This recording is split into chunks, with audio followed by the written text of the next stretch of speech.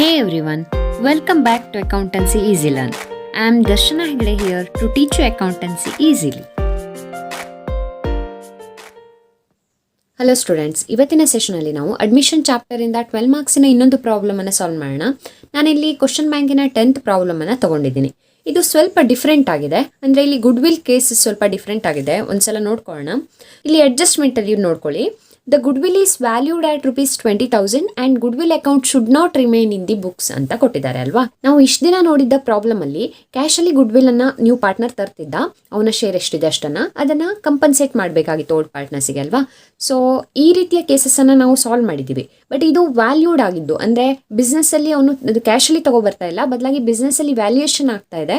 And ಇದಕ್ಕೆ ಕೂಡ ನಾವು AS 26 ಪ್ರಕಾರ ಇಫೆಕ್ಟ್ಸ್ ಅನ್ನ ಕೊಡಬೇಕು. ನೋಡಿ, ನಿಮಗೆ ಕ್ವಶನ್ ಬ್ಯಾಂಕ್ ಅಲ್ಲಿ ಜಸ್ಟ್ ಏನ್ ಕೊಟ್ಟಿದ್ದಾರೆ, good will should not remain in the books ಅಂತ ಕೊಟ್ಟಿದ್ದಾರೆ ಅಷ್ಟೇ.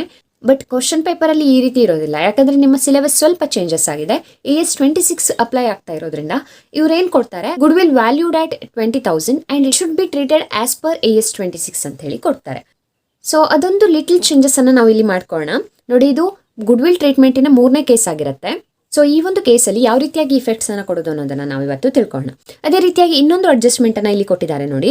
PDD ಈಸ್ ಇನ್ಕ್ರೀಸ್ಡ್ ಬೈ ₹1,000 ಅಂತ ಹೇಳಿ ಇದೆ ಅಲ್ವಾ. ಈ ಒಂದು ಪ್ರಾಬ್ಲಮ್ ಅಲ್ಲಿ ಓಲ್ಡ್ PDD ಅನ್ನ ಕೊಟ್ಟಿದ್ರು, ಅಂದ್ರೆ ಬ್ಯಾಲೆನ್ಸ್ ಶೀಟ್ ಅಲ್ಲಿ ಆಲ್ರೆಡಿ PDD ನ ಚಾರ್ಜ್ ಮಾಡಿದ್ದಾರೆ, ಈಗ ಮತ್ತೆ ಅದು ಇನ್ಕ್ರೀಸ್ ಆಗ್ತಾ ಇದೆ ಅಂತ ಕೊಟ್ಟಿದ್ದಾರೆ. ಅಂಡ್ ಇನ್ಕ್ರೀಸ್ಡ್ ಬೈ ಅಂತ ಇದೆ ನೋಡಿ. ಇಲ್ಲಿ ಇನ್ಕ್ರೀಸ್ಡ್ ಟು ಇರ್ಬೋದು, ಇನ್ಕ್ರೀಸ್ಡ್ ಬೈ ಇರ್ಬೋದು, ಇಲ್ಲ ಮೇಂಟೈನ್ಡ್ ಅಟ್ ಅಂತ ಕೊಟ್ಟಿರ್ಬೋದು, ಇಲ್ಲ ಡಿಕ್ರೀಸ್ಡ್ ಬೈ ಕೊಟ್ಟಿರ್ಬೋದು, ಆರ್ ಡಿಕ್ರೀಸ್ ಟು ಅಂತ ಕೊಟ್ಟಿರ್ಬೋದು. ಈ ರೀತಿಯ 5 ಕೇಸಸ್ಗಳು ಬರುತ್ತವೆ PDD ಲಿ. ಇದರಲ್ಲಿ ಒಂದು ಕೇಸನ್ನ ನಾವು ಇವತ್ತು ಡಿಸ್ಕಸ್ ಮಾಡ್ತಾ ಇದ್ದೀವಿ. PDD ಇನ್ಕ್ರೀಸ್ಡ್ ಬೈ ಅಂತ ಕೊಟ್ಟಾಗ ಹೇಗೆ ಮಾಡೋದು ಅಂತ ತಿಳ್ಕೊಳ್ತೀವಿ. ಹಾಗೇನೆ ಇಲ್ಲಿ ಇನ್ನೊಂದು ಹೊಸ ಇನ್ಫಾರ್ಮೇಶನ್ ಇದೆ ನೋಡಿ. ಇಲ್ಲಿ new profit sharing ratio between the partners ಅನ್ನ ಕೊಟ್ಟಿದ್ದಾರೆ. ಅಂದ್ರೆ ನಾವು ಎಷ್ಟು ದಿನ ನೋಡಿರುವಂತಹ ಪ್ರಾಬ್ಲಮ್ ಅಲ್ಲಿ ಈ ಒಂದು ಇನ್ಫಾರ್ಮೇಶನ್ ಕೊಡ್ತಾ ಇರ್ಲಿಲ್ಲ. ಸೊ ಇದನ್ನ ಕೊಟ್ಟಿರೋದು ಯಾಕೆ, ಸ್ಯಾಕ್ರಿಫೈಸ್ ರೇಷಿಯೋ ಕ್ಯಾಲ್ಕುಲೇಷನ್ ಮಾಡೋದಕ್ಕೆ. ನಿಮ್ಗೆ ಗೊತ್ತಿರಬೇಕು, AS 26 ಪ್ರಕಾರ ಗುಡ್ ವಿಲ್ ಅನ್ನ ಟ್ರೀಟ್ಮೆಂಟ್ ಮಾಡೋದಕ್ಕೆ ಸ್ಯಾಕ್ರಿಫೈಸ್ ರೇಷಿಯೋ ಬೇಕೇ ಬೇಕು. ಸೊ ಅದನ್ನ ಕ್ಯಾಲ್ಕುಲೇಷನ್ ಮಾಡೋದಕ್ಕೆ ಕೂಡ ನಮಗೆ ಈ ಒಂದು ಇನ್ಫಾರ್ಮೇಶನ್ ಹೆಲ್ಪ್ ಮಾಡುತ್ತೆ. ಹಾಗಾಗಿ ಈ ಒಂದು ಇನ್ಫಾರ್ಮೇಶನ್ ಕೊಟ್ಟಾಗ ಸ್ಯಾಕ್ರಿಫೈಸ್ ರೇಷಿಯೋ ಹೇಗೆ ಕ್ಯಾಲ್ಕುಲೇಷನ್ ಮಾಡೋದು ಅನ್ನೋದನ್ನ ಕೂಡ ನಾವು ಇವತ್ತು ತಿಳ್ಕೊಳ್ಳೋಣ. ಇದೆಲ್ಲ ಪಾಯಿಂಟ್ ನಿಮಗೆ ಕ್ಲಿಯರ್ ಆಗಿ ಅರ್ಥ ಆಗಬೇಕು ಅಂದ್ರೆ ವಿಡಿಯೋನ ಪೂರ್ತಿಯಾಗಿ ನೋಡಿ. ಹಾಗೆ ಇದೇ ರೀತಿಯ ಇನ್ನಷ್ಟು ವಿಡಿಯೋಗಾಗಿ ನಮ್ಮ ಚಾನಲ್ ಅಕೌಂಟೆನ್ಸಿ ಈಸಿ ಲರ್ನ್ ಅನ್ನ ಸಬ್ಸ್ಕ್ರೈಬ್ ಮಾಡೋದಕ್ಕೆ ಮರಿಬೇಡಿ. So let's start today's session. Question ಹೀಗಿದೆ, Aarti and Bharti were partners in a firm sharing profits and losses in the ratio of 3:2. So Aarti Bharti partner ಇದ್ದಾರೆ, ಅವರ ಓಲ್ಡ್ ರೇಷಿಯೋ ಎಷ್ಟು ಕೊಟ್ಟಿದ್ದಾರೆ, 3:2. ಓಕೆ. ಅಂಡ್ ನೆಕ್ಸ್ಟ್ ಏನು information ಇದೆ, and their balance sheet as on 31/3/2017 ಅಂತ ಹೇಳಿ ಒಂದಷ್ಟು ಐಟಮ್ಸ್ ಅನ್ನ ಇಲ್ಲಿ ಕೊಟ್ಟಿದ್ದಾರೆ. ನೆಕ್ಸ್ಟ್ ಏನಿದೆ, on 1/4/2017 Jayanti is admitted into partnership ಅಂತ ಇದೆ. ಸೊ ಯಾವಾಗ ಅಡ್ಮಿಟ್ ಆಗ್ತಾ ಇದ್ದಾರೆ ಅವರು, 1/4/2017ಗೆ. ಸೊ ಆ ಡೇಟಿಗೆ ನಾವು ಏನು ಮಾಡಬೇಕಾಗತ್ತೆ, ಇಲ್ಲಿ ಬ್ಯಾಲೆನ್ಸ್ ಶೀಟ್ ಅನ್ನ ಪ್ರಿಪೇರ್ ಮಾಡಬೇಕು. ಆಫ್ಟರ್ ಅಡ್ಮಿಷನ್ ಬ್ಯಾಲೆನ್ಸ್ ಶೀಟ್ ಅಂದ್ರೆ ನ್ಯೂ ಬ್ಯಾಲೆನ್ಸ್ ಶೀಟ್ ಅನ್ನ ನಾವು 1/4/2017ಗೆ ಪ್ರಿಪೇರ್ ಮಾಡ್ತೀವಿ. ಅಂಡ್ ನಾನಿಲ್ಲಿ ಆಲ್ರೆಡಿ ಎಲ್ಲ ಫಾರ್ಮ್ಯಾಟ್ ಅನ್ನ ಹಾಕೊಂಡಿದ್ದೀನಿ. ಸೊ ಈ ರೀತಿಯಾಗಿ ಎಲ್ಲ ಫಾರ್ಮ್ಯಾಟ್ ಅನ್ನ ಒಂದೇ ಸಲ ಹಾಕಿ ಒಂದೇ ಸಲಕ್ಕೆ ನಾವು ಪ್ರಾಬ್ಲಮ್ ಅನ್ನ ಸಾಲ್ವ್ ಮಾಡ್ತಾ ಹೋದ್ರೆ ನಮಗೆ ಯಾವುದೇ ರೀತಿಯಲ್ಲಿ ಕೂಡ ಪ್ರಾಬ್ಲಮ್ ರಾಂಗ್ ಆಗೋದಕ್ಕೆ ಚಾನ್ಸಸ್ ಇಲ್ಲ. ಸೊ ಈ ಮೆಥಡ್ ಅನ್ನ ನೀವು ಸರಿಯಾಗಿ ಪ್ರಾಕ್ಟೀಸ್ ಮಾಡ್ಕೊಂಡ್ರೆ ನಿಮ್ಗೆ ಎಕ್ಸಾಮ್ ಅಲ್ಲಿ ಇದು ಬಹಳನೇ ಸುಲಭ ಆಗುತ್ತೆ. ನಿಮ್ಗೆ ಯಾರಿಗೆಲ್ಲ ಈ ಮೆಥಡ್ ಕಷ್ಟ ಅನ್ಸುತ್ತೋ ಅವರು ಇನ್ನೊಂದು ಮೆಥಡ್ ಅನ್ನ ಚೂಸ್ ಮಾಡ್ಕೊಳ್ಬಹುದು. ಅಂದ್ರೆ 1 by 1 ಅಕೌಂಟ್ಸ್ ಅನ್ನ ಪ್ರಿಪೇರ್ ಮಾಡಬಹುದು. ಬಟ್ ನನಗೆ ಈ ಒಂದು ಮೆಥಡ್ ಸುಲಭ ಅನ್ಸೋದ್ರಿಂದ ನಾನು ಈ ಮೆಥಡ್ ಅಲ್ಲಿ ನಿಮ್ಗೆ ಹೇಳ್ಕೊಡ್ತಾ ಇದ್ದೀನಿ. ನಾನಿಲ್ಲಿ ಹಿಂದಿನ ಪ್ರಾಬ್ಲಮ್ಗಳಿಗೆ ಪ್ರಿಪೇರ್ ಮಾಡ್ಕೊಂಡ ಹಾಗೆ ಕ್ಯಾಶ್ ಅಕೌಂಟ್ ಅನ್ನ ಈ ಪ್ರಾಬ್ಲಮ್ ಅಲ್ಲಿ ಪ್ರಿಪೇರ್ ಮಾಡ್ಕೊಂಡಿಲ್ಲ. ಯಾಕಂದ್ರೆ ಇದರಲ್ಲಿ ಗುಡ್ ವಿಲ್ ಟ್ರೀಟ್ಮೆಂಟ್ ಅಲ್ಲಿ ಏನ್ ಕೊಟ್ಟಿದ್ದಾರೆ, ಗುಡ್ ವಿಲ್ ವ್ಯಾಲ್ಯೂಡ್ ಅಂತ ಕೊಟ್ಟಿದ್ದಾರೆ. ಇಲ್ಲಿ ಕ್ಯಾಶ್ ಅಲ್ಲಿ ಗುಡ್ ವಿಲ್ ಅನ್ನ ತಂದಿದ್ರೆ ಆಗ ಕ್ಯಾಶ್ ಅಕೌಂಟ್ ಅಲ್ಲಿ ಬಹಳಷ್ಟು ಅಡ್ಜಸ್ಟ್ಮೆಂಟ್ಸ್ ಬರ್ತಿತ್ತು. ಅದಕ್ಕೋಸ್ಕರ ನಾನು ಕ್ಯಾಶ್ ಅಕೌಂಟ್ ಅನ್ನ ಸಪರೇಟ್ ಆಗಿ ಹಾಕೊಳ್ತಿದ್ದೆ. ಬಟ್ ಇಲ್ಲಿ ಗುಡ್ ವಿಲ್ ಅನ್ನ ವ್ಯಾಲ್ಯೂಡ್ ಅಂತ ಕೊಟ್ಟಿರೋದ್ರಿಂದ, ಕ್ಯಾಶ್ ಅಲ್ಲಿ ತಂದಿಲ್ಲ ಅಂತ ಕೊಟ್ಟಿದ್ರಿಂದ ಆ ಕ್ಯಾಶ್ ಅಲ್ಲಿ ಅಡ್ಜಸ್ಟ್ಮೆಂಟ್ಸ್ ಬಹಳ ಬರೋದಿಲ್ಲ. ಸೊ ಅದಕ್ಕೋಸ್ಕರ ನಾನು ಇಲ್ಲಿ ಕ್ಯಾಶ್ ಅಕೌಂಟ್ ಅನ್ನ ಹಾಕೊಂಡಿಲ್ಲ. ಇನ್ನು ಎಲ್ಲ ಅಕೌಂಟಿಗೆ ಡೆಬಿಟ್ ಕ್ರೆಡಿಟ್ ಅನ್ನ ಬರೀರಿ. ಅದೇ ರೀತಿಯಾಗಿ ಒಂದ್ಸಲ ಪ್ರಾಬ್ಲಮ್ ಅನ್ನ ನೋಡ್ಕೊಂಡು ಒಂದು ಅಂದಾಜಿಗೆ ನೀವು ಸ್ಪೇಸ್ ಅನ್ನ ಬಿಟ್ಕೊಳ್ಳಿ, ಸ್ವಲ್ಪ ಜಾಸ್ತಿ ಬಿಟ್ಕೊಂಡ್ರೆ ಒಳ್ಳೇದು. ಅಂಡ್ ಪ್ರತಿಯೊಂದಕ್ಕೂ ನಾವು ಹೆಡ್ಡಿಂಗ್ ಅನ್ನ ಹಾಕಬೇಕು. ಇಲ್ಲಿ balance sheet as on 1/4/2017 after admission ಈ ರೀತಿಯಾಗಿ ಬರೀಬೇಕು. ಹಾಗೆ ಬ್ಯಾಲೆನ್ಸ್ ಶೀಟ್ ಅಲ್ಲಿ ಡೆಬಿಟ್ ಕ್ರೆಡಿಟ್ ಇರೋದಿಲ್ಲ. ಓಕೆ, ಲಯಾಬಿಲಿಟೀಸ್ ಅಸೆಟ್ ಇರುತ್ತೆ. ಉಳಿದೆಲ್ಲ ಅಕೌಂಟಿಗೆ ಡೆಬಿಟ್ ಕ್ರೆಡಿಟ್ ಬರೆದು ಅಮೌಂಟ್ ಅನ್ನ ರುಪೀಸ್ ಅಲ್ಲಿ ಮೆನ್ಷನ್ ಮಾಡಬೇಕು. ನೋಡಿ, ಇಲ್ಲಿ ಪಾರ್ಟ್ನರ್ಸ್ ಕ್ಯಾಪಿಟಲ್ ಅಕೌಂಟ್ ಅಲ್ಲಿ ಕೂಡ ಅಮೌಂಟ್ ಅನ್ನ ರುಪೀಸ್ ಅಲ್ಲಿ ಮೆನ್ಷನ್ ಮಾಡಿದ್ದೀನಿ. ಓಕೆನಾ, ಇದು ಮೊದಲನೇ ಸ್ಟೆಪ್. ಈಗ ನೆಕ್ಸ್ಟ್ ಸ್ಟೆಪ್ ಅಲ್ಲಿ ಇಲ್ಲಿ ಕೊಟ್ಟಿರುವಂತ ಅಡ್ಜಸ್ಟ್ಮೆಂಟ್ ಯಾವ್ಯಾವ್ದ್ರಲ್ಲಿ ಅಡ್ಜಸ್ಟ್ ಆಗುತ್ತೆ ಅನ್ನೋದನ್ನ ಮಾರ್ಕ್ ಮಾಡ್ಕೊಳ್ತಾ ಬರ್ತೀವಿ. ನೋಡಿ, ಮೊದಲನೇ ಇನ್ಫಾರ್ಮೇಶನ್ ಏನಿದೆ, ಜಯಂತಿ ಪೇಸ್ ₹20,000 ಆಸ್ ಕ್ಯಾಪಿಟಲ್ ಅಂತ ಇದೆ.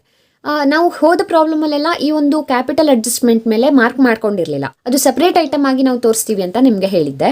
ಆದ್ರೆ ಈ ಒಂದು ಪ್ರಾಬ್ಲಮ್ ಅಲ್ಲಿ ಕ್ಯಾಶ್ ಅಕೌಂಟ್ ಅನ್ನ ನಾವು ಪ್ರಿಪೇರ್ ಮಾಡಿಲ್ಲ ಅಲ್ವಾ, ಅದನ್ನ ಬ್ಯಾಲೆನ್ಸ್ ಶೀಟ್ ಅಲ್ಲೇ ನಾವು ಅಡ್ಜಸ್ಟ್ ಮಾಡ್ತೀವಿ. ಹಾಗಾಗಿ ಈ ಕ್ಯಾಪಿಟಲ್ ಅನ್ನುವಂಥದ್ದು ಕ್ಯಾಶಲ್ಲಿ ಅಡ್ಜಸ್ಟ್ ಆಗೋದ್ರಿಂದ ನಾವು ಕ್ಯಾಶ್ ಅಕೌಂಟಲ್ಲಿ ಒಂದು ಮಾರ್ಕನ್ನು ಮಾಡ್ಕೊಳ್ಳೋಣ.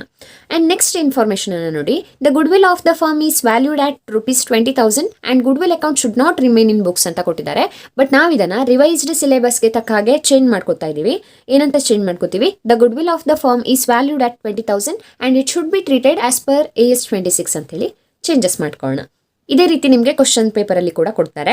ಸೊ ಇದು ಗುಡ್ ವಿಲ್ ರಿಲೇಟೆಡ್ ಎಂಟ್ರಿ ಆಗಿರೋದ್ರಿಂದ ಇದಕ್ಕೆ ಯಾವುದ್ರಲ್ಲೂ ಅಡ್ಜಸ್ಟ್ಮೆಂಟ್ ಬರೋದಿಲ್ಲ, ಸಪ್ರೇಟ್ ಐಟಮ್ ಆಗಿ ತೋರಿಸ್ತೀವಿ.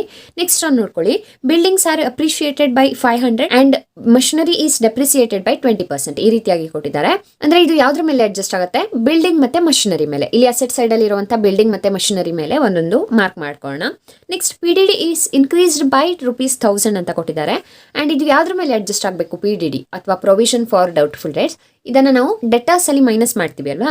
ಆಲ್ರೆಡಿ ಇಲ್ಲಿ ಅಸೆಟ್ ಸೈಡ್ ಅಲ್ಲಿ ಡೆಟರ್ಸ್ ಅಲ್ಲಿ ಓಲ್ಡ್ PDD ನ ಲೆಸ್ ಮಾಡಿದೀವಿ. ಇದ್ರ ಮೇಲೆ ಮತ್ತೆ ಅಡ್ಜಸ್ಟ್ಮೆಂಟ್ ಮಾಡಬೇಕಾಗುತ್ತೆ. ಹಾಗಾಗಿ ಅದ್ರ ಮೇಲೆ ಒಂದು ನಾವು ಮಾರ್ಕ್ ಅನ್ನ ಮಾಡ್ಕೊಳ್ಳೋಣ. Next, the new profit sharing ratio between the partners is 5:3:2 ಅಂತ ಕೊಟ್ಟಿದ್ದಾರೆ.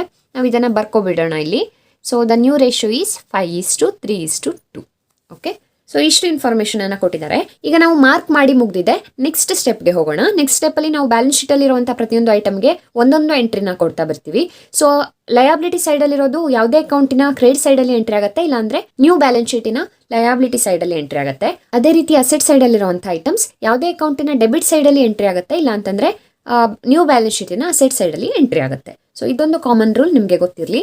ಹಾಗೇನೆ ಅಡ್ಜಸ್ಟ್ಮೆಂಟ್ ಅಲ್ಲಿ ಕೊಟ್ಟಿರುವಂತಹ ಪ್ರತಿಯೊಂದು ಐಟಮ್ಗೆ ಅಟ್ಲೀಸ್ಟ್ 2 ಕಡೆ ಎಂಟ್ರಿಯನ್ನು ನಾವು ಕೊಡ್ತೀವಿ. ಬ್ಯಾಲೆನ್ಸ್ ಶೀಟ್ ಅಲ್ಲಿ ಇರೋದಕ್ಕೆ ಒಂದೊಂದೇ ಎಂಟ್ರಿ ಹಾಕ್ತಾ ಹೋಗ್ತೀವಿ. ಓಕೆ, ಸೊ ಇಲ್ಲಿ ಲಯಾಬಿಲಿಟಿ ಸೈಡ್ ಅಲ್ಲಿ ಇರುವಂತಹ ಮೊದಲನೇ ಐಟಮ್ ಅನ್ನ ನೋಡೋಣ. ಮೊದಲನೇ ಐಟಮ್ ಬಿಲ್ಸ್ ಪೇಯಬಲ್ ಅಂತ ಇದೆ. ಸೊ ಇದ್ರ ಮೇಲೆ ನಾವೇನು ಮಾರ್ಕ್ ಮಾಡ್ಕೊಂಡಿಲ್ಲ. It is an outsider liability and goes to new balance sheet. It is 14,000 in the outer column.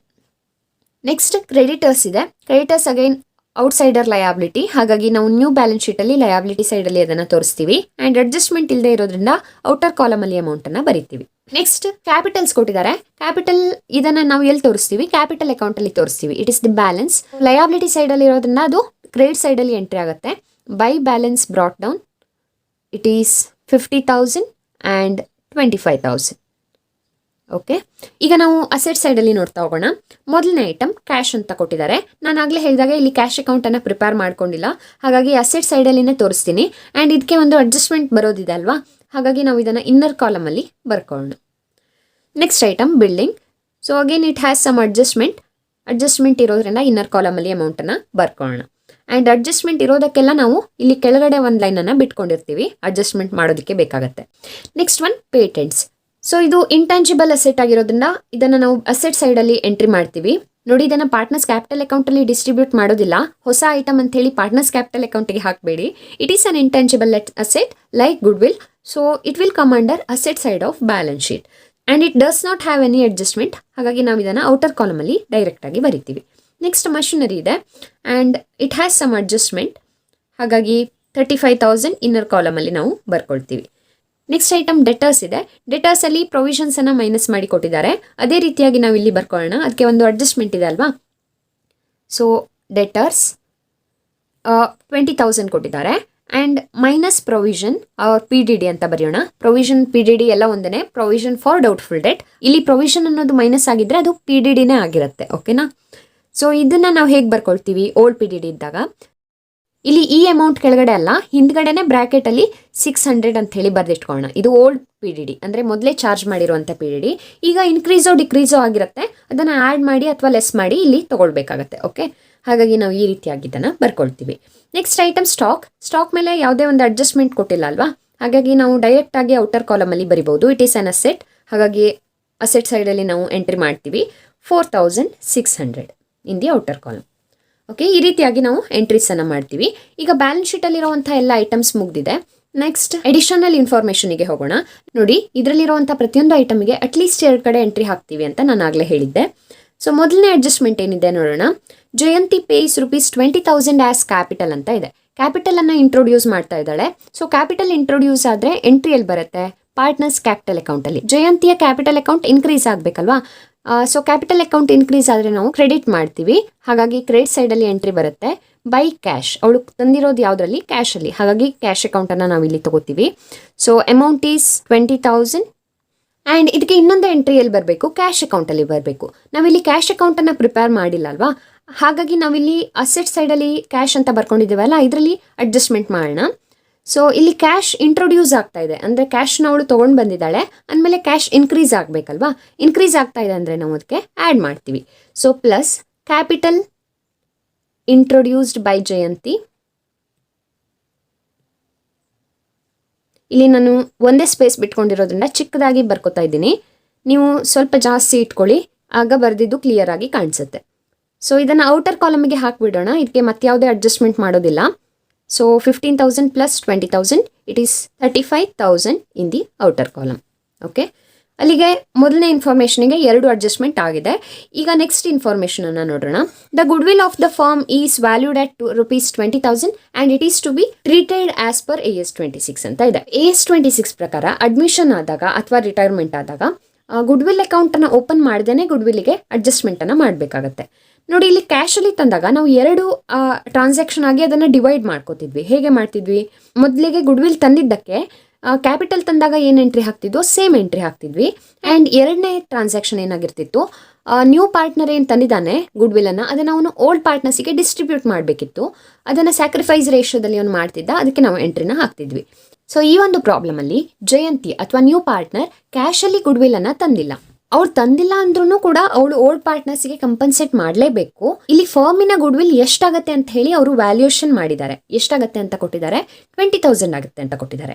So ಈ 20,000 ಅಲ್ಲಿ ಆ ಜಯಂತಿ ಶೇರ್ ಎಷ್ಟಾಗತ್ತೆ ಅಂತ ನೋಡಿಕೊಂಡು ಆ ಒಂದು ಶೇರ್ನ ಅವಳು ಓಲ್ಡ್ ಪಾರ್ಟ್ನರ್ಸ್ಗೆ ಕಂಪನ್ಸೇಟ್ ಮಾಡಲೇಬೇಕು.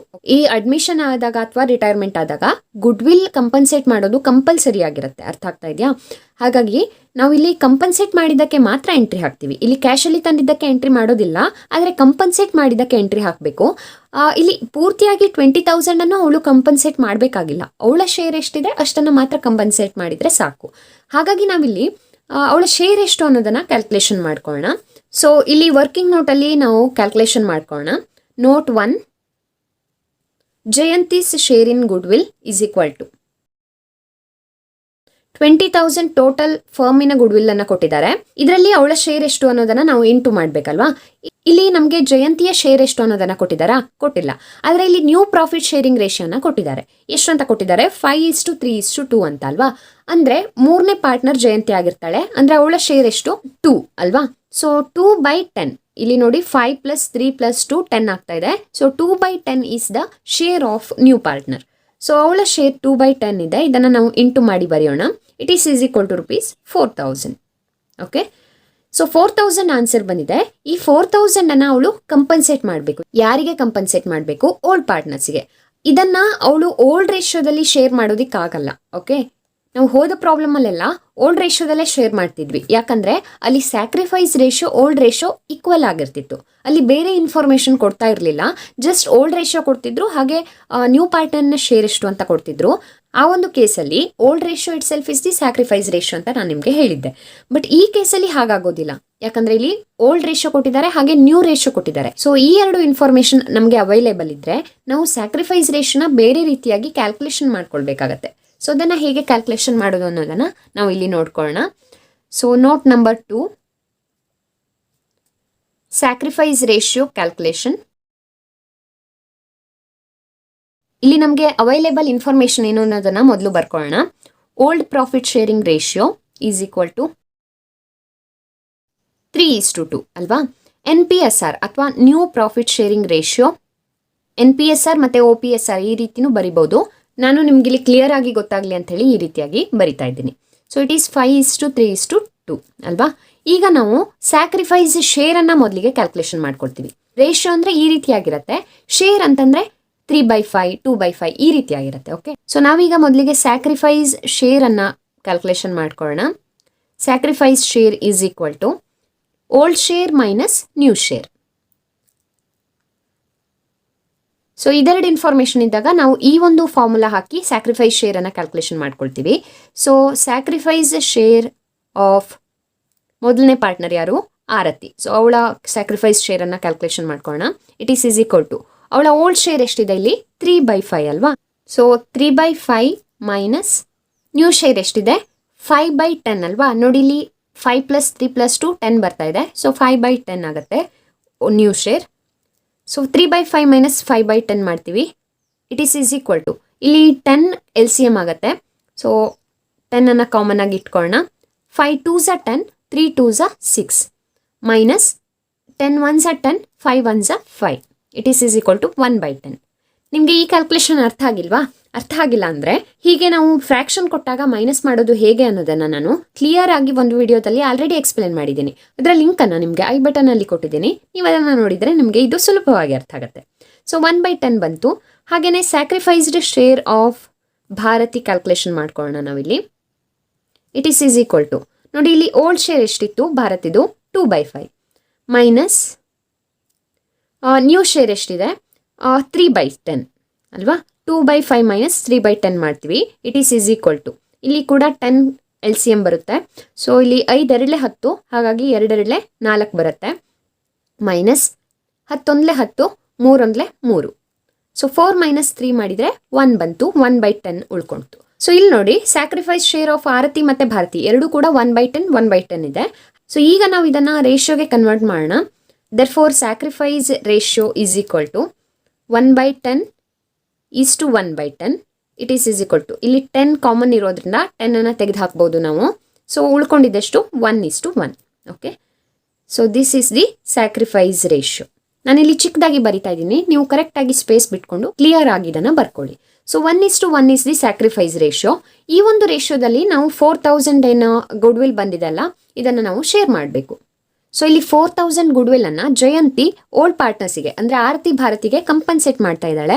ಹಾಗಾಗಿ ಅವರ ಅಕೌಂಟ್ ಏನಾಗುತ್ತೆ ಇನ್ಕ್ರೀಸ್ ಆಗುತ್ತೆ. ಹಾಗಾಗಿ ಕ್ರೆಡಿಟ್ ಸೈಡಲ್ಲಿ ಎಂಟ್ರಿ ಬರಬೇಕು. ಸೊ ಕ್ರೆಡಿಟ್ ಸೈಡಲ್ಲಿ ಆರತಿ ಭಾರತಿ ಕಾಲಮಲ್ಲಿ ನಾವು ಬರೆಯೋಣ. ಸ್ಯಾಕ್ರಿಫೈಸ್ ರೇಷಿಯೋದಲ್ಲಿ 4000 ಡಿವೈಡ್ ಮಾಡಬೇಕಲ್ವಾ. ಈಗ ತಾನೇ ಕ್ಯಾಲ್ಕುಲೇಷನ್ ಮಾಡಿದ್ವಿ. ಸ್ಯಾಕ್ರಿಫೈಸ್ ರೇಷಿಯೋ 1:1 ಇದೆ. ಸೊ 4000 1:1 ಅಲ್ಲಿ ನಾವು ಶೇರ್ ಮಾಡಿದರೆ ಪ್ರತಿಯೊಬ್ಬರಿಗೂ ಕೂಡ 2000 ಬರುತ್ತಲ್ವಾ. ಸೊ 2000 ಇವರಿಬ್ಬರ ಅಕೌಂಟ್ ಇನ್ಕ್ರೀಸ್ ಆಗಿದೆ. ಆ್ಯಂಡ್ ಇದನ್ನು ಕೊಡ್ತಾ ಇರೋರು ಯಾರು ಹಿಂದ್ಗಡೆ ಬರೆಯೋಣ, ಬೈ ಜಯಂತೀಸ್ ಕ್ಯಾಪಿಟಲ್. ಇದನ್ನು ಕೊಟ್ಟಿರೋಳು ಜಯಂತಿ ಆಗಿರೋದ್ರಿಂದ ಜಯಂತೀಸ್ ಕ್ಯಾಪಿಟಲ್ ಅಕೌಂಟ್ ಅಂತ ಹೇಳಿ ಹಿಂದೆ ಬರಿತೀವಿ. ಬ್ರ್ಯಾಕೆಟಲ್ಲಿ goodwill compensated, Jayanti's share of goodwill compensated ಅಂತ ಬರೆದ್ರೆ ಇನ್ನೂ ಕ್ಲಿಯರ್ ಆಗಿರುತ್ತೆ. ಓಕೆನಾ. ಸೊ ಇದಕ್ಕೆ ಇನ್ನೊಂದು ಎಂಟ್ರಿನ ನಾವು debit side of partners capital ಅಕೌಂಟಲ್ಲಿ ಕೊಡಬೇಕಾಗತ್ತೆ. ಯಾಕಂದರೆ ಇಲ್ಲಿ ಜಯಂತಿ ಅವರಿಬ್ಬರಿಗೆ ಕಂಪನ್ಸೇಟ್ ಮಾಡಿದ್ರಿಂದ ಜಯಂತಿ ಅಕೌಂಟ್ ಡಿಕ್ರೀಸ್ ಆಗಬೇಕು ಅಲ್ವಾ. ಹಾಗಾಗಿ ಜಯಂತಿಯ ಕ್ಯಾಪಿಟಲ್ ಅಕೌಂಟಲ್ಲಿ ಡೆಬಿಟ್ ಸೈಡಲ್ಲಿ ಎಂಟ್ರಿ ಹೋಗುತ್ತೆ. ಅವಳು ಇಬ್ಬರಿಗೆ ಕೊಟ್ಟಿರೋದ್ರಿಂದ 4000 ಅಮೌಂಟನ್ನು ಡಿವೈಡ್ ಮಾಡಿ ಬರೆಯೋಣ. ಅವಳ ಅಕೌಂಟಲ್ಲಿ ಅವಳ share of goodwill decrease ಆಗಬೇಕಲ್ವಾ. ಅವಳ ಶೇರ್ ಎಷ್ಟು 4000. ಸೊ ಅದು ಡಿಕ್ರೀಸ್ ಆಗ್ತಾ ಇದೆ. ಅದನ್ನು ಅವಳು ಇಬ್ಬರು ಪಾರ್ಟ್ನರಿಗೆ ಕೊಟ್ಟಿದ್ದಾಳೆ. ಹಾಗಾಗಿ ಡಿವೈಡ್ ಮಾಡಿ ಇಲ್ಲಿ ಬರಿತೀವಿ. ಸೊ ಇಲ್ಲಿ ಹಿಂದ್ಗಡೆಗೆ ಕೊಟ್ಟಿದ್ದು ಯಾರಿಗೆ ಅನ್ನೋದನ್ನು ಬರೆಯೋಣ. To Aarti's capital and to Bharti's capital. And ಬ್ರ್ಯಾಕೆಟಲ್ಲಿ goodwill distributed in sacrifice ratio of 1:1 ಈ ರೀತಿಯಾಗಿ ಬರೆಯೋಣ. ಸೊ ಈ ರೀತಿ ಗುಡ್ ವಿಲ್ ವ್ಯಾಲ್ಯೂಡ್ ಅಂತ ಕೊಟ್ಟಾಗ ಒಂದೇ ಟ್ರಾನ್ಸಾಕ್ಷನ್ ಬರುತ್ತೆ, 2 ಎಂಟ್ರಿಗೆ ನಾವು ನಿಲ್ಲಿಸ್ತೀವಿ. ಹೋದ ಪ್ರಾಬ್ಲಮ್ಗಳಲ್ಲೆಲ್ಲ ಗುಡ್ ವಿಲ್ಲಿಗೆ ನಾವು 6 ಇಫೆಕ್ಟ್ಸ್ ಅನ್ನು ಕೊಡ್ತಿದ್ವಿ ಅಲ್ವಾ. ಆದರೆ ಈ ಒಂದು ಪ್ರಾಬ್ಲಮಲ್ಲಿ ಈ ಒಂದು ಕೇಸಲ್ಲಿ ಹಾಗೆ ಮಾಡೋ ಅವಶ್ಯಕತೆ ಇಲ್ಲ. ಜಸ್ಟ್ ಇದೆರಡು ಎಂಟ್ರಿನ ಕೊಟ್ಟರೆ ಸಾಕಾಗುತ್ತೆ. ಓಕೆ, ಅಲ್ಲಿಗೆ ಗುಡ್ ವಿಲ್ ಟ್ರೀಟ್ಮೆಂಟ್ ಮುಗ್ದಿದೆ. ನೆಕ್ಸ್ಟ್ ಇನ್ಫಾರ್ಮೇಶನ್ ಅನ್ನು ನೋಡೋಣ. ಬಿಲ್ಡಿಂಗ್ಸ್ ಆರ್ ಅಪ್ರಿಷಿಯೇಟೆಡ್ ಬೈ 5000 ಅಂತ ಇದೆ ಅಲ್ವಾ. ಸೊ ಬಿಲ್ಡಿಂಗ್ ಅಪ್ರಿಷಿಯೇಟ್ ಆಗ್ತಾ ಇದೆ ಅಂದರೆ ಅಸೆಟ್ ವ್ಯಾಲ್ಯೂ ಇನ್ಕ್ರೀಸ್ ಆದರೆ ನಮಗೆ ಪ್ರಾಫಿಟ್ ಆದಾಗಾಯ್ತಲ್ವಾ. ಸೊ ರಿವ್ಯಾಲ್ಯೂಯೇಷನ್ ಅಕೌಂಟಲ್ಲಿ ಪ್ರಾಫಿಟ್ ಆದರೆ ಕ್ರೆಡಿಟ್ ಸೈಡಲ್ಲಿ ಹೋಗುತ್ತೆ ಎಂಟ್ರಿ, ಹಾಗೆ ಲಾಸ್ ಆದರೆ ಡೆಬಿಟ್ ಸೈಡಲ್ಲಿ ಎಂಟ್ರಿ ಹೋಗುತ್ತೆ ಅಲ್ವಾ. ಸೊ ಇಲ್ಲಿ ನಾವು ಕ್ರೆಡಿಟ್ ಸೈಡಲ್ಲಿ ಎಂಟ್ರಿ ಮಾಡೋಣ. ಬೈ ಬಿಲ್ಡಿಂಗ್ ಬ್ರ್ಯಾಕೆಟಲ್ಲಿ ಅಪ್ರಿಸಿಯೇಷನ್ ಅಂತ ಬರೀಬೇಕಿದ್ರೆ, ಆ್ಯಂಡ್ ಎಷ್ಟು ಇನ್ಕ್ರೀಸ್ ಆಗ್ತಾ ಇದೆ ಅಂತ ಕೊಟ್ಟಿದ್ದಾರೆ 5000. ಇದಕ್ಕೆ ಇನ್ನೊಂದು ಎಂಟ್ರಿನ ನಾವು ಬಿಲ್ಡಿಂಗಲ್ಲಿ ಕೊಡ್ತೀವಿ. ಸೇಮ್ ಈ 5000ಗೆ ಇನ್ನೊಂದು ಎಂಟ್ರಿ ಹೋಗುತ್ತೆ. ಸೊ ಅಪ್ರಿಸಿಯೇಷನ್ ಮೀನ್ಸ್ ಇನ್ಕ್ರೀಸ್ ಆಗ್ತಾ ಇದೆ, ಹಾಗಾಗಿ ಪ್ಲಸ್ ಮಾಡೋಣ. Plus appreciation it is 5000 and 25,000 plus 5,000 30,000 in the outer column. ಹೀಗೆ ನಾವು ಕ್ಯಾಲ್ಕುಲೇಷನ್ ಮುಗಿದ ತಕ್ಷಣ ಔಟರ್ ಕಾಲಮಿಗೆ ಅಮೌಂಟನ್ನು ಹಾಕ್ಕೊಂಡು ಬಿಡಬೇಕು, ಇಲ್ಲಾಂದರೆ ಆಮೇಲೆ ಅಮೌಂಟ್ ರಾಂಗ್ ಬರುವಂಥ ಚಾನ್ಸಸ್ ಇರುತ್ತೆ. ಸೊ ನೆಕ್ಸ್ಟ್ ಇನ್ಫಾರ್ಮೇಷನ್ ಅನ್ನು ನೋಡಿ. ಮಷಿನರಿ ಈಸ್ ಡೆಪ್ರಿಸಿಯೇಟೆಡ್ ಬೈ 20% ಅಂತ ಇದೆ. So depreciate means decrease in the value of asset. So asset value decrease ಆದರೆ ಲಾಸ್ ಆದಾಗಾಯಿತು. ಹಾಗಾಗಿ ಡೆಬಿಟ್ ಸೈಡಲ್ಲಿ ಎಂಟ್ರಿ ಬರುತ್ತೆ ಟು ಮಷಿನರಿ. ಆ್ಯಂಡ್ ಇಲ್ಲಿ ಕ್ಯಾಲ್ಕುಲೇಷನನ್ನು ಮಾಡ್ಕೊಳ್ಳೋಣ. ಬ್ರ್ಯಾಕೆಟಲ್ಲಿ ಡೆಪ್ರಿಸಿಯೇಟೆಡ್ ಅಂತ ಬರೆಯೋಣ. ಆ್ಯಂಡ್ 20% ಅಂತ ಕೊಟ್ಟಿದ್ದಾರೆ. ಇಲ್ಲಿ ಮಷಿನರಿ ವ್ಯಾಲ್ಯೂ ನೋಡಿ 35,000 ಇದೆ. So 35,000 into 20% it is 7,000. ಈಗ ಇದೇ 7,000ಗೆ ಇನ್ನೊಂದು ಎಂಟ್ರಿನ ನಾವು ಮಷಿನರಿಲಿ ಕೊಡ್ತೀವಿ. ಮಷಿನರಿ ವ್ಯಾಲ್ಯೂ ಡಿಕ್ರೀಸ್ ಆಗ್ತಾ ಇದೆ, ಹಾಗಾಗಿ ಮೈನಸ್ ಮಾಡೋಣ. Minus depreciation it is 7,000 and minus ಇರೋದ್ರಿಂದ ಬ್ರ್ಯಾಕೆಟಲ್ಲಿ ಇಟ್ಕೊಳ್ಳೋಣ. Outer column amount is 28,000. So ಇದಕ್ಕೆ 2 ಇಫೆಕ್ಟ್ ಆಗಿದೆ. ಈಗ ನೆಕ್ಸ್ಟ್ ಇನ್ಫಾರ್ಮೇಷನ್ ಅನ್ನು ನೋಡೋಣ. PDD ಈಸ್ ಇನ್ಕ್ರೀಸ್ಡ್ ಬೈ ₹1000 ಅಂತ ಕೊಟ್ಟಿದ್ದಾರೆ. ಇಲ್ಲಿ ನೋಡಿ ಇನ್ಕ್ರೀಸ್ಡ್ ಬೈ ಅಂತ ಕೊಟ್ಟಿದ್ದಾರಲ್ವಾ. ಇನ್ಕ್ರೀಸ್ಡ್ ಬೈ ಅಂದರೆ ಈ ಅಡ್ಜಸ್ಟ್ಮೆಂಟ್ ಅಲ್ಲಿ ಕೊಟ್ಟಿರುವಂಥ ಅಮೌಂಟಿಗೆ ನಾವು ಎಂಟ್ರಿನ ಹಾಕಬೇಕಾಗತ್ತೆ. ಇಲ್ಲಿ 2 ಅಂತ ಕೊಟ್ಟಾಗ ಇನ್ಕ್ರೀಸ್ಡ್ 2 ಈ ರೀತಿ ಕೊಟ್ಟಿದ್ರೆ ಡಿಫ್ರೆನ್ಸ್ ಅಮೌಂಟ್ ಅನ್ನ ತಗೋಬೇಕು. ಅಂದ್ರೆ ಬ್ಯಾಲೆನ್ಸ್ ಶೀಟ್ ಅಲ್ಲಿ ಕೊಟ್ಟಿರುವಂಥ PDD ಮತ್ತೆ ಅಡ್ಜಸ್ಟ್ಮೆಂಟ್ ಅಲ್ಲಿ ಕೊಟ್ಟಿರುವಂಥ PDD ಇದರ ಡಿಫ್ರೆನ್ಸ್ ಅಮೌಂಟ್ ಅನ್ನ ನಾವು ತಗೋಬೇಕಾಗತ್ತೆ. ಇನ್ ಕೇಸ್ ಈ ರೀತಿ ಬೈ ಅಂತ ಕೊಟ್ಟಿದ್ರೆ, ಇನ್ಕ್ರೀಸ್ಡ್ ಬೈ ಅಂತ ಕೊಟ್ಟಿದ್ರೆ ನಾವು ಅಡ್ಜಸ್ಟ್ಮೆಂಟ್ ಅಲ್ಲಿ ಎಷ್ಟು ಕೊಟ್ಟಿದ್ದಾರೋ ಅಷ್ಟಕ್ಕೆ 2 ಕಡೆ ಇಫೆಕ್ಟ್ ಅನ್ನ ಕೊಡಬೇಕು. ಓಕೆನಾ. ಸೊ ಇಲ್ಲಿ ರಿವ್ಯಾಲ್ಯೂಯೇಷನ್ ಅಕೌಂಟ್ ಅಲ್ಲಿ ಎಂಟ್ರಿ ಬರುತ್ತೆ. PDD ಅಂದರೆ ಪ್ರೊವಿಷನ್ ಮೀನ್ಸ್ ಲಯಾಬಿಲಿಟಿ ಇಲ್ಲಿ ಇನ್ಕ್ರೀಸ್ ಆಗಿದೆ ಅಂತ ಕೊಟ್ಟಿದ್ದಾರೆ. ಲಯಾಬಿಲಿಟಿ ಇನ್ಕ್ರೀಸ್ ಆದರೆ ಲಾಸ್ ಆಗುತ್ತೆ, ಹಾಗಾಗಿ ಡೆಬಿಟ್ ಸೈಡಲ್ಲಿ ಎಂಟ್ರಿ ಬರುತ್ತೆ. ಇನ್ ಕೇಸ್ PDD ಡಿಕ್ರೀಸ್ ಆದರೆ ಕ್ರೆಡಿಟ್ ಸೈಡಲ್ಲಿ ಎಂಟ್ರಿ ಹೋಗಬೇಕು, ಯಾಕಂದರೆ ಲಯಾಬಿಲಿಟಿ ಡಿಕ್ರೀಸ್ ಆದರೆ ನಮಗೆ ಪ್ರಾಫಿಟ್ ಆಗುತ್ತೆ ಅಲ್ವಾ.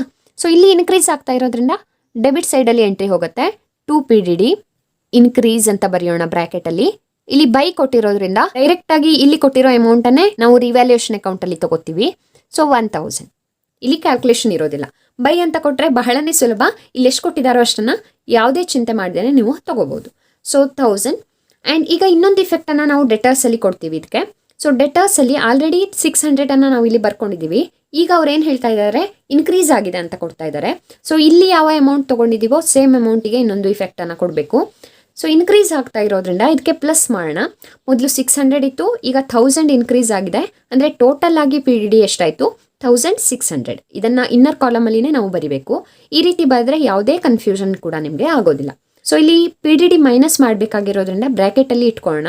ಸೊ 20,000 1,600 ಲೆಸ್ ಮಾಡಿದರೆ ಔಟರ್ ಕಾಲಮ್ ಅಮೌಂಟ್ 18,400. ಓಕೆ, ಅಲ್ಲಿಗೆ PDDಗೆ 2 ಇಫೆಕ್ಟ್ ಆಗಿದೆ. ಈಗ ನೆಕ್ಸ್ಟ್ ಇನ್ಫಾರ್ಮೇಷನ್ ನೋಡಿ. The new profit sharing ratio between the partners is 5:3:2. ಇದೊಂದು ಇನ್ಫಾರ್ಮೇಷನ್ ಮಾತ್ರ. ಇದರ ಬೇಸ್ ಮೇಲೆ ನಾವು ಸ್ಯಾಕ್ರಿಫೈಸ್ ರೇಷಿಯೋನ ಕ್ಯಾಲ್ಕುಲೇಷನ್ ಮಾಡ್ಕೊಂಡಿದ್ದೀವಿ. ಇದಕ್ಕೆ ಯಾವುದೇ ಇಫೆಕ್ಟ್ ಈಗ ಇರೋದಿಲ್ಲ. ಓಕೆ, ಅಲ್ಲಿಗೆ ಅಡ್ಜಸ್ಟ್ಮೆಂಟಲ್ಲಿರುವಂಥ ಎಲ್ಲ ಒಂದು ಐಟಮ್ಸ್ ಮುಗ್ದಾಗಾಯಿತು. ಈಗ ನಾವು 1 by 1 ಅಕೌಂಟನ್ನು ಕ್ಲೋಸ್ ಮಾಡ್ತಾ ಹೋಗ್ತೀವಿ. ಮೊದಲಿಗೆ ರಿವ್ಯಾಲ್ಯೂಯೇಷನ್ ಅಕೌಂಟನ್ನು ಕ್ಲೋಸ್ ಮಾಡೋಣ. ಇಲ್ಲಿ ರಿವ್ಯಾಲ್ಯೂಯೇಷನ್ ಅಕೌಂಟಲ್ಲಿ ನೋಡಿ ಡೆಬಿಟ್ ಸೈಡ್ ಜಾಸ್ತಿ ಇದೆ, ಅಂದರೆ ಲಾಸೇ ಜಾಸ್ತಿ ಆಗಿದೆ ಪ್ರಾಫಿಟ್ಗಿಂತ. ಸೊ ಓವರ್ ಆಲ್ ಆಗಿ ಅವರಿಗೆ ಲಾಸ್ ಆದಾಗಾಯಿತು. ಎಷ್ಟು ಲಾಸ್ ಆಗಿದೆ ಅನ್ನೋದನ್ನು ನೋಡೋಣ. 7,000 ಪ್ಲಸ್ 1,000 ಮಾಡಿದರೆ 8,000 ಬರ್ತಾ ಇದೆ. ಸೊ 8,000 ಡೆಬಿಟ್ ಟೋಟಲ್ ಜಾಸ್ತಿ ಇರೋದ್ರಿಂದ 2 ಕಡೆ ಬರ್ಕೊಳ್ತೀವಿ. ಆ್ಯಂಡ್ ಇದರಲ್ಲಿ ಕ್ರೆಡಿಟ್ ಸೈಡ್ ಟೋಟಲನ್ನು ಲೆಸ್ ಮಾಡಿದರೆ ಬ್ಯಾಲೆನ್ಸ್ ಎಷ್ಟು ಬಂತು, 3,000. So this is the revaluation loss. It will be transfer to partners capital account. ಇದನ್ನು ಓಲ್ಡ್ ಪಾರ್ಟ್ನರ್ಸಿಗೆ ಓಲ್ಡ್ ರೇಷಿಯೋದಲ್ಲಿ ಶೇರ್ ಮಾಡ್ತೀವಿ. ಸ್ಯಾಕ್ರಿಫೈಸ್ ರೇಷಿಯೋ ಅಲ್ಲ, ಇಲ್ಲಿ ಬರುವಂಥದ್ದು old ratio. By partners capital account ಬ್ರ್ಯಾಕೆಟಲ್ಲಿ ಬೇಕಿದ್ರೆ ನೀವು ಲಾಸ್ ಟ್ರಾನ್ಸ್ಫರ್ಡ್ ಅಂತ ಬರಿಬಹುದು. ಸೊ ಇಲ್ಲಿ ಆರತಿ ಮತ್ತು ಭಾರತಿ ಇಬ್ಬರಿದ್ದಾರೆ. ಅವರಿಗೆ ಓಲ್ಡ್ ರೇಷಿಯೋ ಎಷ್ಟಿದೆ ಅನ್ನೋದನ್ನು ಚೆಕ್ ಮಾಡ್ಕೊಳ್ಳಿ. It is 3:2. ಸೊ 3:2ದಲ್ಲಿ ನಾವು ಶೇರ್ ಮಾಡೋಣ. 3,000 ಇಂಟು 3/5 ಒಬ್ಬ ಪಾರ್ಟ್ನರಿಗೆ, 3,000 ಇಂಟು 2/5 ಇನ್ನೊಬ್ಬ ಪಾರ್ಟ್ನರಿಗೆ. It is 1,800 and 1,200. ಇನ್ನರ್ ಕಾಲಮನ್ನು ಕ್ಲೋಸ್ ಮಾಡಬೇಕು ಮುಗಿದ ತಕ್ಷಣ. ಓಕೆ, ಸೊ ಈ ಒಂದು ಅಮೌಂಟನ್ನು ನಾವು ಯಾವುದಕ್ಕೆ ಟ್ರಾನ್ಸ್ಫರ್ ಮಾಡಬೇಕು, ಪಾರ್ಟ್ನರ್ಸ್ ಕ್ಯಾಪಿಟಲ್ ಅಕೌಂಟಿಗೆ. ಆ್ಯಂಡ್ ಅಪೋಸಿಟ್ ಎಂಟ್ರಿ ಬರಬೇಕಲ್ವಾ. ಇಷ್ಟು ದಿನ ನಾವು ಪ್ರಾಫಿಟನ್ನು ಟ್ರಾನ್ಸ್ಫರ್ ಮಾಡ್ತಿದ್ವಿ, ಕ್ರೆಡಿಟ್ ಸೈಡಲ್ಲಿ ಟ್ರಾನ್ಸ್ಫರ್ ಆಗ್ತಿತ್ತು. ಬಟ್ ಈಗ ಲಾಸ್ ಬರ್ತಾ ಇದೆ. ಸೊ ಲಾಸನ್ನು ನಾವು ಡೆಬಿಟ್ ಸೈಡಲ್ಲಿ ಟ್ರಾನ್ಸ್ಫರ್ ಮಾಡ್ತೀವಿ. ಇಲ್ಲಿ ನೋಡಿ ಬೈ ಸೈಡಲ್ಲಿ ಎಂಟ್ರಿ ಬಂದಿದೆ. ಸೊ 2 ಸೈಡಿಗೆ ಅದು ಟ್ರಾನ್ಸ್ಫರ್ ಆಗುತ್ತೆ. ಸೊ ಟು ರಿವ್ಯಾಲ್ಯೂಯೇಷನ್ ಅಕೌಂಟಿಂದ ಟ್ರಾನ್ಸ್ಫರ್ ಆಗಿದೆ ಅಲ್ವಾ. So to revaluation account it is 1,800 and 1,200. ಈ ನ್ಯೂ ಪಾರ್ಟ್ನರ್ಗೆ ಇಲ್ಲಿ ಶೇರ್ ಇರೋದಿಲ್ಲ. ಓಕೆ, ಈಗ ನಾವು ಪಾರ್ಟ್ನರ್ಸ್ ಕ್ಯಾಪಿಟಲ್ ಅಕೌಂಟನ್ನು ಕ್ಲೋಸ್ ಮಾಡೋಣ. ಚಿಕ್ಕದಾಗಿ ನಾನಿಲ್ಲಿ ಬರಿತೀನಿ, ಸ್ಪೇಸ್ ಇಲ್ಲದೆ ಇರೋದ್ರಿಂದ. ಇಲ್ಲಿ ಮೊದಲಿಗೆ ಆರತಿ ಕಾಲಮನ್ನು ನೋಡೋಣ. ಇಲ್ಲಿ ಆರತಿ ಕಾಲಮಲ್ಲಿ ಕ್ರೆಡಿಟ್ ಸೈಡ್ ಟೋಟಲ್ ಜಾಸ್ತಿ ಬರ್ತಾ ಇದೆ, 52,000. ಆ್ಯಂಡ್ 52,000ಅಲ್ಲಿ ಡೆಬಿಟ್ ಸೈಡ್ ಟೋಟಲ್ 1,800 ಲೆಸ್ ಮಾಡಿದರೆ ಬ್ಯಾಲೆನ್ಸ್ 50,200 ಇಲ್ಲಿ ಚಿಕ್ಕದಾಗಿ ಬರಿತಾ ಇದ್ದೀನಿ. ಹಾಗೆ ಈಗ ಭಾರತಿ ಕಾಲಮ್ ಅನ್ನು ನೋಡೋಣ. ಇಲ್ಲಿ ಕ್ರೆಡಿಟ್ ಸೈಡ್ ಟೋಟಲ್ ಜಾಸ್ತಿ ಬರ್ತಾ ಇದೆ 27,000 ಆ್ಯಂಡ್ 27,000 ಡೆಬಿಟ್ ಸೈಡ್ ಟೋಟಲ್ ಅನ್ನು ಲೆಸ್ ಮಾಡಿದರೆ 25,800 ಬ್ಯಾಲೆನ್ಸ್ ಬರ್ತಾ ಇದೆ. ಹಾಗೆ ಜಯಂತಿ ಕಾಲಮ್ ಅನ್ನು ನೋಡೋಣ. ಇಲ್ಲಿ ಕೂಡ ಕ್ರೆಡಿಟ್ ಟೋಟಲ್ ಜಾಸ್ತಿ ಬರ್ತಾ ಇದೆ 20,000 ಆ್ಯಂಡ್ 20,000 ಡೆಬಿಟ್ ಸೈಡ್ ಟೋಟಲ್ ಅನ್ನು ಲೆಸ್ ಮಾಡಿದರೆ 16,000 ಬ್ಯಾಲೆನ್ಸ್ ಬರ್ತಾ ಇದೆ. ಸೊ ಇದಕ್ಕೆ ನಾವೇನಂತ ಬರಿತೀವಿ, ಟು ಬ್ಯಾಲೆನ್ಸ್ ಕ್ಯಾರಿಡ್ ಡೌನ್. ಇದೊಂದು ಸ್ವಲ್ಪ ಜಾಸ್ತಿ ಸ್ಪೇಸ್ ಬಿಟ್ಕೊಂಡ್ರೆ ಕ್ಲಿಯರ್ ಆಗಿ ನಾವು ಇದನ್ನು ಶೋ ಮಾಡ್ಬೋದು. ಸೊ ಈಗ ಕೊನೆಯದಾಗಿ ನಾವು ಈ ಬ್ಯಾಲೆನ್ಸ್ ಅನ್ನ ಯಾವುದಕ್ಕೆ ಟ್ರಾನ್ಸ್ಫರ್ ಮಾಡಬೇಕು, ಬ್ಯಾಲೆನ್ಸ್ ಶೀಟ್ಗೆ. ಸೊ ಬ್ಯಾಲೆನ್ಸ್ ಶೀಟಲ್ಲಿ ಲಯಬಿಲಿಟಿ ಸೈಡಲ್ಲಿ ಕ್ಯಾಪಿಟಲ್ ಅನ್ನ ಎಂಟ್ರಿ ಮಾಡ್ತೀವಿ. Capitals of Aarti, Bharati and Jayanti. It is 50,200, 25,800 and 16,000. ಈಗ ನಾವು ಬ್ಯಾಲೆನ್ಸ್ ಶೀಟನ್ನು ಕ್ಲೋಸ್ ಮಾಡೋಣ. ಬ್ಯಾಲೆನ್ಸ್ ಶೀಟಲ್ಲಿ ಎಲ್ಲ ಇನ್ನರ್ ಕಾಲಮಲ್ಲಿರುವಂಥ ಅಮೌಂಟ್ ಔಟರ್ ಕಾಲಮಿಗೆ ಹೋಗಿದೆಯಾ ಅನ್ನೋದನ್ನು ಒಂದ್ಸಲ ಚೆಕ್ ಮಾಡ್ಕೊಳ್ಳಿ. ಸೊ ಅದೆಲ್ಲ ಹೋಗಿದ್ರೆ ಈಗ ಟೋಟಲ್ ಮಾಡ್ತೀವಿ. ಮೊದಲಿಗೆ ಲಯಬಿಲಿಟಿ ಸೈಡ್ ಟೋಟಲನ್ನು ಮಾಡೋಣ. ಇಟ್ ಈಸ್ 1,22,000 ಬರ್ತಾ ಇದೆ. ಹಾಗೆ ಅಸೆಟ್ ಸೈಡ್ ಟೋಟಲನ್ನು ಮಾಡೋಣ. It is again 1,22,000. Very easy right. ಈ ರೀತಿಯಾಗಿ ಸ್ಟೆಪ್ ಬೈ ಸ್ಟೆಪ್ ನಾವು ಪ್ರಾಬ್ಲಮ್ ಅನ್ನು ಸಾಲ್ವ್ ಮಾಡೋದ್ರಿಂದ ಬಹಳನೇ ಈಸಿಯಾಗಿ ಏನೂ ಮಿಸ್ಟೇಕ್ ಇಲ್ಲದೇ ಪ್ರಾಬ್ಲಮ್ ಅನ್ನು ಕಂಪ್ಲೀಟ್ ಮಾಡ್ಬೋದು. ಆ್ಯಂಡ್ ಈ ಒಂದು ಮೆಥಡ್ ನಿಮಗೆ ಪ್ರಾಕ್ಟೀಸ್ ಆದರೆ ಇಷ್ಟೊಂದು ಟೈಮ್ ಕೂಡ ಇದು ತಗೊಳ್ಳೋದಿಲ್ಲ. ಆ್ಯಂಡ್ ನಾನಿಲ್ಲಿ ವಿತ್ ಎಕ್ಸ್ಪ್ಲನೇಷನ್ ಸಾಲ್ವ್ ಮಾಡಿರೋದ್ರಿಂದ ಸ್ವಲ್ಪ ಲೆಂದಿ ಆಗಿದೆ ಅಷ್ಟೇ. ನಿಮಗೆ ಈ ಮೆಥಡ್ ಪ್ರಾಕ್ಟೀಸ್ ಆದರೆ ಬಹಳನೇ ಕ್ವಿಕ್ ಆಗಿ ಈ ಪ್ರಾಬ್ಲಮ್ ಸಾಲ್ವ್ ಆಗುತ್ತೆ. ಸಾಲ್ವ್ ಮಾಡಿರೋವಂಥ ಈ ಒಂದು ಪ್ರಾಬ್ಲಮಲ್ಲಿ ನಿಮಗೆ ಇನ್ನೇನಾದರೂ ಡೌಟ್ಸ್ ಇದ್ದರೆ ನೀವು ನಿಮ್ಮ ಕಮೆಂಟ್ ಮೂಲಕ ಅದನ್ನು ನಮಗೆ ತಿಳಿಸ್ಬೋದು. ಹಾಗೆ ವಿಡಿಯೋ ನಿಮಗೆ ಇಷ್ಟ ಆಗಿದ್ರೆ ಲೈಕ್ ಮತ್ತು ಶೇರ್ ಮಾಡೋದಕ್ಕೆ ಖಂಡಿತ ಮರಿಬೇಡಿ. And subscribe to Accountancy Easy Learn for more videos. I will be back with another 12 marks problem from Question Bank very soon. Until then, enjoy the learning.